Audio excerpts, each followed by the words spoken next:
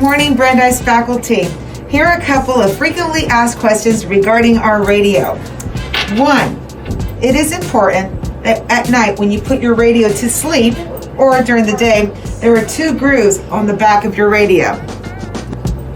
And there are 2 guides on the base of your radio. You are going to put the radio in the cradle, in the guide, till this red light flashes. That will indicate that your radio is being charged. Very, very important. Number 2, when you turn on your radio, you will hear 1.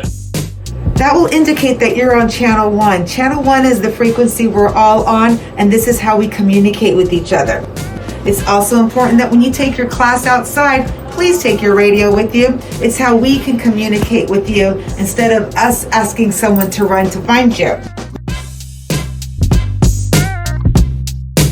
If your light is flashing green, that means you're in scan mode. There is a button here on the side that you will press to take out of scan mode. When you're in scan mode, you're going to pick up ECE and the JCC. So it's important that we do not have that in scan mode. Again, this is your radio. Everyone should have one in the classroom. If you don't, please see me and or Alyssa, and we'll make sure that you get a radio. Thank you.